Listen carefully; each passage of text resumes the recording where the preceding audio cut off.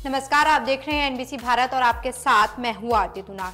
बिहार में विधानसभा चुनाव की जोर आजमाइश जारी है। एक तरफ बीजेपी जेडीयू नेतृत्व में एनडीए गठबंधन तो दूसरी तरफ कांग्रेस आरजेडी के नेतृत्व में महागठबंधन ताल ठोक रही है। प्रशांत किशोर की पार्टी जन स्वराज पूरे चुनाव को त्रिकोणीय बनाने में जुटी है। इसके लिए तीनों तरफ से किलेबंदी जारी है। 243 सीटों वाली बिहार विधानसभा में सरकार बनाने के लिए 122 विधायकों की जरूरत होती है।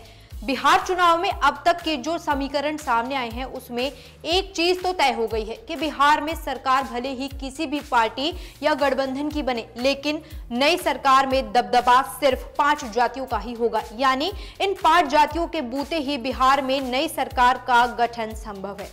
कैसे, इसे विस्तार से समझिए। बिहार चुनाव में इस बार इन 5 जातियों का दबदबा रहेगा। पहला, यादव जाति। सरकार के मुताबिक बिहार में इस समुदाय की संख्या 14% है। बिहार में दोनों महागठबंधन ने यादवों को जमकर टिकट दिया है। 2020 के विधानसभा चुनाव में यादव जाति के 52 उम्मीदवारों को जीत मिली थी। इनमें से करीब 40 यादव महागठबंधन से जीतकर सदन पहुंचे थे। पहले एनडीए और फिर महागठबंधन की सरकार में यादवों की अहम भूमिका थी। अब दूसरी जाति है कोयरी। बिहार में इस समुदाय की आबादी करीब 3% है। कोयरी की सबसे ज्यादा आबादी शाहाबाद और मिथिलांचल इलाके में है।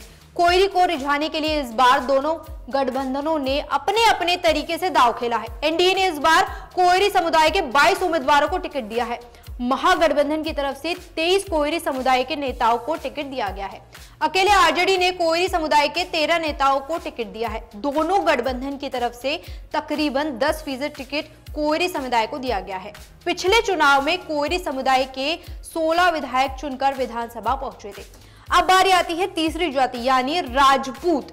बिहार जातिगत सर्वेक्षण की माने तो राजपूत समुदाय की आबादी 2% है, लेकिन दोनों गठबंधनों में टिकट लेने में राजपूत बिरादरी ने इस बार बाजी मार ली है। इस चुनाव में एनडीए ने 37 तो महागठबंधन ने 12 राजपूत उम्मीदवार उतारे हैं। 2020 की बात करें तो 2020 में राजपूत बिरादरी के 27 विधायक जीतकर सदन पहुंचे थे। टिकट वितरण के बाद कहा जा रहा है कि सरकार किसी की भी बने, राजपूत समुदाय का दबदबा रहेगा ही।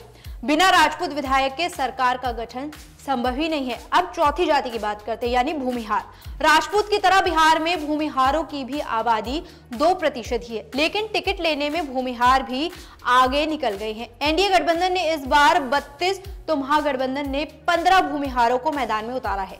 मोकामा जैसे कई सीटों पर दोनों गठबंधनों की तरफ से भूमिहार ही आमने सामने की लड़ाई लड़ रहे हैं। 2020 के विधानसभा चुनाव में भूमिहार समुदाय के 20 नेता जीतकर सदन पहुंचे थे। ये कुल सीटों का करीब 10% है। ऐसे में इस बार भी अगर 20 या उससे ज्यादा भूमिहार जीतकर सदन पहुंचते हैं तो सरकार में इस जाति का दबदबा रहेगा। अब 5वीं जाति की बात करते हैं यानी मुस्लिम लोगों की। मुसलमान बिहार में मुसलमानों की आबादी करीब 17% है। सरकार बनाने में इस समुदाय का अहम रोल कहा जा रहा है। इस बार दोनों गठबंधन ने मुसलमानों को जमकर टिकट दिए हैं।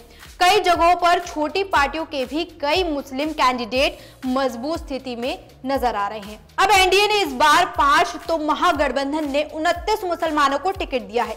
2020 में 19 मुस्लिम विधायक जीतकर सदन पहुंचे थे। हालांकि एनडीए कोटे से एक भी मुस्लिम विधायक को जीत नहीं मिली थी, लेकिन बिहार चुनाव में दोनों गठबंधन के टिकट वितरण ने एक चीज तो साफ कर दी है कि सरकार भले किसी की भी बने, लेकिन दबदबा सिर्फ इन 5 जातियों का ही होगा। फिलहाल इस खबर में इतना ही। राजनीति की ऐसी तमाम बड़ी खबरें देखने के लिए देखते रहिए एनबीसी भारत। नमस्कार।